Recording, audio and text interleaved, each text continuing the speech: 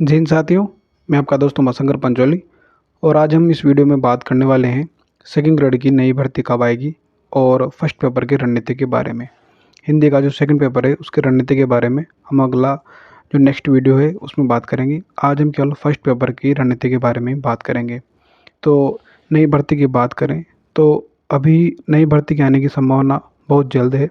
हो सकता है कि दिसंबर या जनवरी तक नई भर्ती आ जाती है और अगर थोड़ी लेट भी होती है तब भी अभी आपके पास काफ़ी समय है, इसलिए आप तो अभी समय का सदुपयोग करें क्योंकि भर्ती की प्रतीक्षा अपने को नहीं करनी है। भर्ती जब भी आए अपनी तैयारी इतनी रहे कि पहले ही प्रयास में, जिस तरह मेरा व्याख्या था मैं पहले ही प्रयास में चयन हुआ, उसी तरह भी आपका भी पहले प्रयास में चयन हो। पहली बात ये है कि कौन-कौन योग्य है इस भर्ती में एग्ज़ाम में बैठने के लिए। तो जिसकी भी ग्रेजुएशन हो चुकी है और जिसने बीएड कंप्लीट कर लिया है, वो तो इस एग्ज़ाम में बैठने योग्य है ही। और लेकिन जिसका जो बीएड का सेकंड ईयर चल रहा है, मतलब बीएड फर्स्ट ईयर का जिसका रिज़ल्ट आ चुका है और उसका जिसका सेकंड ईयर चल रहा है, वो इस भर्ती में योग्य है।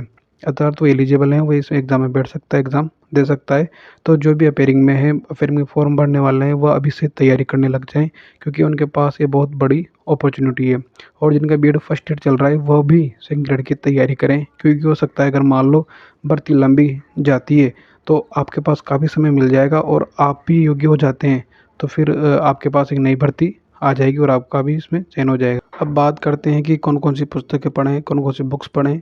तो सबसे पहले मैं ये कहूँगा कि अगर आप कहीं कोचिंग कर रहे हैं या किसी कोचिंग के आपके पास नोट्स हैं, तो वह सफिशिएंट है। ज़्यादा सामग्री इकट्ठा नहीं करनी है क्योंकि उससे फ़ायदा नहीं होता है बल्कि नुकसान ज़्यादा होता है। मैंने फर्स्ट ग्रेड की जो पहली बार में जो व्याख्याता मेरा चयन हुआ है उसका कारण एक ये रहा है कि मैंने टॉपिक वाइज़ जैसे कि काव्य शास्त्र था, हिंदी साहित्य का इतिहास था या फर्स्ट पेपर के लिए भी जैसे भी जो बुक्स थी, सिर्फ़ एक जैसे राजस्थान का इतिहास है तो उसके लिए एक बुक्स रखी। ज़्यादा बुक्स का मैंने इकट्ठा नहीं किया और उसी को बार-बार पढ़ा। इसलिए आप भी अभी अगर कहीं कोचिंग कर रहे हैं तो वो कोचिंग पर्याप्त है। अगर आपके किसी कोचिंग के नोट्स आपने पढ़ रखे तो वो भी पर्याप्त है या आप अभी जो भी गाइड पढ़ रहे हो वही सफिशिएंट है। ज़्यादा सामग्री इकट्ठा करने से कोई फ़ायदा होने वाला नहीं है।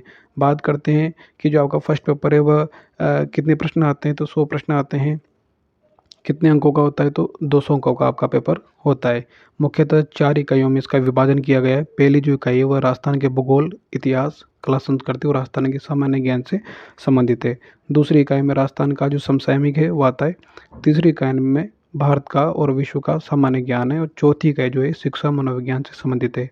अब बात करें कि कितने प्रश्न कहाँ-कहाँ से आने हैं, तो आरपीएससी ने इसका वर्गीकरण इस बार नहीं किया है। पिछली बार तो पहले वो उसका वर्गीकरण करती थी लेकिन अब उन्होंने वर्गीकरण करना बंद कर दिया है। लेकिन आपको क्वेश्चन तो जो पिछले जिस हिसाब से आते थे पहले लगभग-लगभग उसी हिसाब से आते हैं, 1-2 प्रश्न कम या ज़्यादा हो सकते हैं प्रत्येक खंड से। तो बात करें कि अब पुस्तकें कौन-सी पढ़ें, तो सबसे पहली बात ये है कि आप कोई सी भी एक गाइड जैसे लक्ष्य है, राज पेनोरमा है या कोई भी एक गाइड जो है आपको पसंद है या आपके पास है जो आप पढ़ रहे हो, एक गाइड ले आओ और उसी को बार-बार पढ़ो। वही सफिशिएंट है, पूरा मैटर वहीं से मिल जाएगा। आपको कुछ भी एक्स्ट्रा पढ़ने के लिए ज़रूरत नहीं है राजस्थान के इस पे इतिहास, भूगोल, कला संस्कृति से और भारत और विश्व का सामान्य ज्ञान के लिए। बाकी रही करंट अफ़ेयर्स के लिए और शिक्षा मनोविज्ञान के लिए आपको कुछ अलग पढ़ना पड़ेगा, लेकिन इन चीज़ों के लिए सफिशिएंट है। तो एक तो सबसे पहले कि कोई भी गाइड जो भी आपके पास है उसी को ले आओ और उसी को पढ़ो बार-बार। लक्ष्य, पेनोरमा इनमें से कोई भी एक गाइड ले आओ या और भी जो मार्केट में आरबीडी की है, जो भी आपको पसंद आए, जिसकी लैंग्वेज सरल लगे और आपको लगे कि ये मैं कंप्लीट कर लूँगा, वो ले आओ। और बात करें करंट के लिए तो मूमल की या क्रोनोलॉजी की जो आती है, महीने की भी आती है, वार्षिक अंक भी आता है, अर्धवार्षिक अंक भी आता है या फिर विनोद स्वामी जी जो हैं उनका भी नाथ पब्लिकेशन से निकालते हैं, उनकी वो बुक ले आओ करंट अफ़ेयर्स की वार्षिक अंक, बहुत अच्छी बुक आती है, टू द पॉइंट होती है। तो करंट अफ़ेयर्स के लिए कोई भी इनमें से 1 या 2 बुक्स आप चयन कर लें कि मुझे ये पढ़ना है जिसकी भी लैंग्वेज आपको सरल लगे।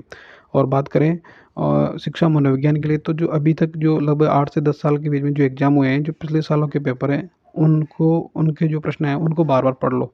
आपको पता लग जाएगा कि किस तरह के प्रश्न आते हैं और प्रश्न वही साइकोलॉजी के वही बार-बार रिपीट होते हैं, ज़्यादा प्रश्न इधर-उधर जाते नहीं हैं। आपके पास किसी कोचिंग के नोट्स हैं तो वो देख लो। बाकी अगर मैं कहूँ पिछले पेपरों के लिए अगर साइकोलॉजी के लिए तो धीरसिंह दाबा जी की एक पुस्तक है, उन्होंने जिनमें उन्होंने प्रश्नों की निकाली है जो अभी तक एग्ज़ाम हुए हैं, तो वो ले आ सकते हो आप और उसको पढ़ लो।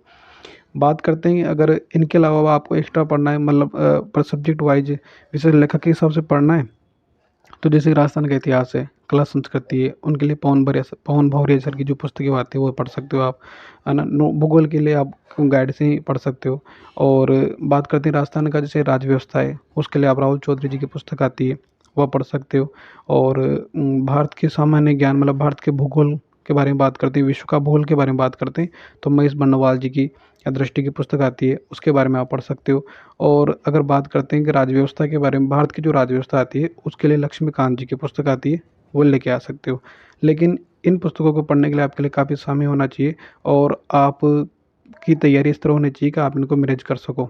बाकी किसी कोचिंग के नोट्स हैं, या आपने कई जो गाइड ला रखी है वो पढ़ रखी है, तो उसी का बार बार अभ्यास करें, बार बार रिविजन करें, ज़्यादा किताबें इकट्ठी नहीं करें, क्योंकि मैटर सभी में लगभग लगभग वही होता है, और आपको सिलेक्शन लेना है तो ज़्यादा मैटर को फैलाना नहीं है। इस तरह की बुक्स को बार-बार पढ़ें, और टेस्ट सीरीज़ जो है वह, या टेस्ट जो भी है, पुराने जो पेपर हैं उनको हल कर लें। टेस्ट सीरीज़ जॉइन करने की भी आपको आवश्यकता नहीं है। अगर आप करते भी हैं तो पहले आप एक बार कोर्स कंप्लीट कर लें, उसके बाद ही अपना टेस्ट सीरीज़ जॉइन करें, तभी आपको उसका फ़ायदा होने वाला है।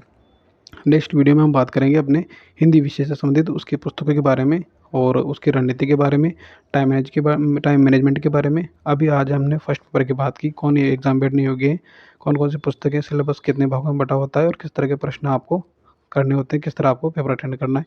ये नॉर्मल बात हुई अपनी, और अगली जो वीडियो में हम बात करेंगे वो हिंदी विषय से संबंधित बात करेंगे। कोई भी डाउट्स है तो आप कमेंट सेशन में, कमेंट बॉक्स में कर सकते हो।